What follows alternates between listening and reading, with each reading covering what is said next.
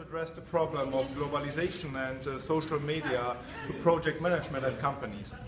What we had 10 years ago was in principle companies went global already. So if they were in the world on several places, the communication and the PR these companies did was still local. So if something happened in India, it most likely stayed in India and nobody was ever knowing that. So what happens now in nowadays that more and more communication with social networks gets also global. That means if something to your company happens in India, finally all over the world people will know. And finally that has the big problem that if they find people experience the same problems, they will join in. So you get the so-called shitstorms all over. We are focusing on that a structurizing of this problem in future will not help. We have to change the way how we are interacting with the world.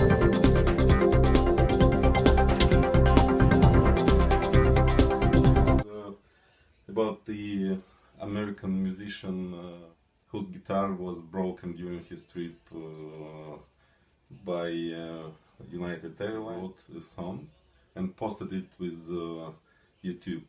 And first day of the it was published, it gained about 150,000 views. The price for United Airlines shares dropped about 10%.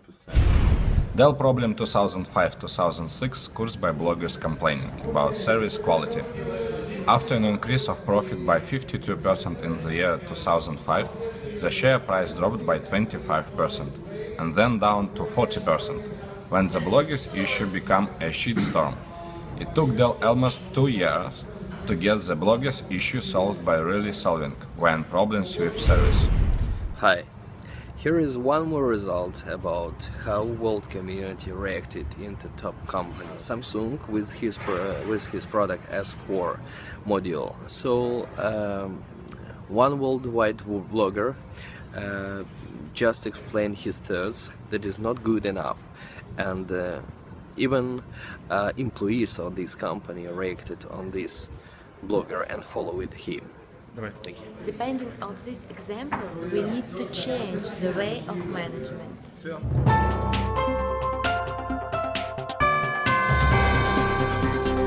Let me introduce you to the golden circle. The golden circle is not only how the companies function, but even how our brain functions. We have a first circle, which is the what. When we do a project, we all know what exactly we are doing. Is it a project? Is it an outcome? We all concentrate on doing that. But to do that, we need to get to know how to do it. But the problem is, very few of us actually, when we're in a project, know why exactly are we doing this.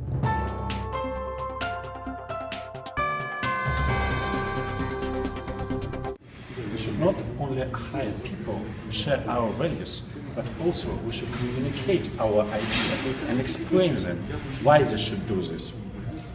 And of course, they should have some freedom in making their decisions. Also, by doing this one, as a result, we get that there is no cheating, because they share our values. And I think that is why, for example, we can make the project happen. Our team is very important, and that we've learned that we have confidence in the team. And there where problems come up, we should always try and let people have the time to take their own initiative and bring new ideas and try to solve it. Because after all, we hired the team because they were valuable. So let's bring the opportunity for them to be valuable.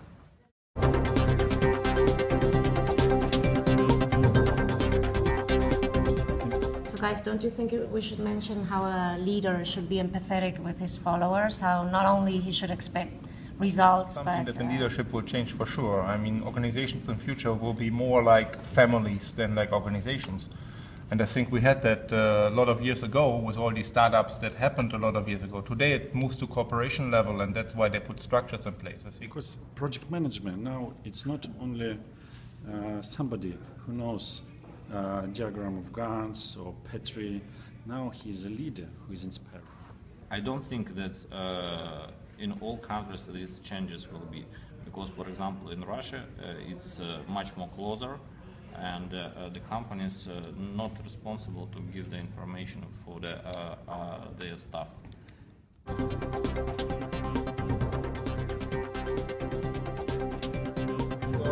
Talking about the why, what will touch the emotional part of the person and what will touch the decision-making part of the person, we will achieve that all our employees and partners will be connected to our company and our projects in a much more emotional way.